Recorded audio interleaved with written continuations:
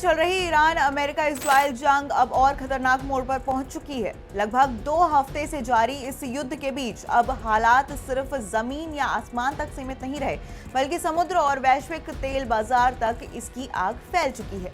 ताजा घटनाक्रम में ईरान ने फारस की खाड़ी में 2 विदेशी तेल टैंकरों पर हमला कर दिया है। इन जहाजों में से एक अमेरिकी कंपनी से जुड़ा बताया जा रहा है।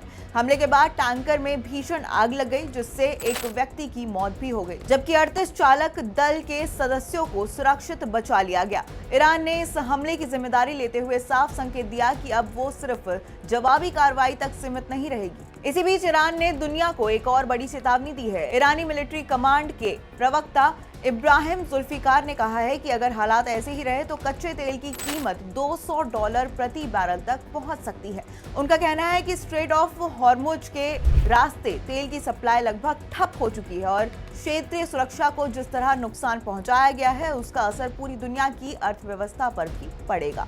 वहीं दूसरी तरफ अमेरिका का दावा है कि उसकी सैन्य कार्रवाई लगातार ईरान की ताकत को कमजोर कर रही है। अमेरिकी सेंट्रल कमांड यानी कि सेंटकॉम के मुताबिक ऑपरेशन एपिक फ्यूरी के तहत अमेरिका ने अब तक 5000 से ज्यादा टारगेट्स पर हमले किए हैं, जिनमें 60 से ज्यादा वॉरशिप्स भी शामिल हैं। CENTCOM commander admiral Brad Cooper के अनुसार अमेरिका के कई इलाकों में एयर सुपीरियरिटी हासिल कर ली है और ईरान के बैलिस्टिक मिसाइल और ड्रोन हमलों की क्षमता पहले दिन के मुताबिक 80 से 90% तक कम हो चुकी है। उधर इजराइल ने भी लेबनान की राजधानी बैरूत पर बड़े पैमाने पर एयर और सी स्ट्राइक्स शुरू कर दी हैं। इजरायली सेना के मुताबिक इन हमलों में करीब 200 म्यूनिशंस का इस्तेमाल किया गया और 70 से ज्यादा जगहों को निशाना बनाया गया, जिनमें करीब 50 हाई राइज बिल्डिंग्स भी शामिल हैं। इजराइल का कहना है कि ये हमले हिजबुल्लाह के कमांड सेंटर और हथियार ठिकानों पर केंद्रित थे, लेकिन लेबनान के हेल्थ मिनिस्ट्री के अनुसार इन हमलों में अब तक 634 लोगों की मौत हो चुकी है और जिनमें 91 बच्चे हैं और 47 महिलाएं शामिल हैं। साथ ही 7 से 8 लाख लोग अपने घर छोड़ने को मजबूर भी हो गए हैं।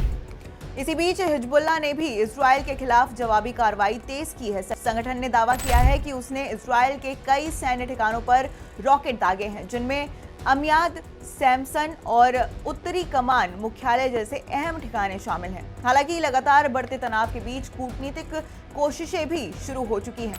ईरान के राष्ट्रपति ने रूस और पाकिस्तान के नेताओं से बातचीत करते हुए संकेत दिए हैं कि ईरान बातचीत के लिए तैयार हो सकता है, लेकिन इसके लिए 3 शर्तें रखी गई हैं। ईरान की संप्रभुता का सम्मान, युद्ध से हुए नुकसान का मुआवजा और भविष्य में ऐसे हमले ना होने की गारंटी।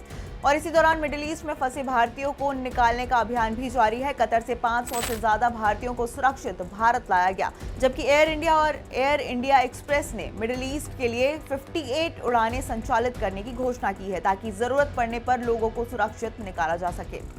वैश्विक स्तर पर भी इस युद्ध के असर को लेकर चिंता बढ़ चुकी है। G7 देशों ने आपदा बैठक कर दुनिया के सबसे बड़े इमरजेंसी तेल रिजर्व जारी करने पर सहमति जताई है, ताकि मिडिल ईस्ट युद्ध के कारण ऊर्जा बाजार पर पड़ने वाला दबाव को कम किया जा सके।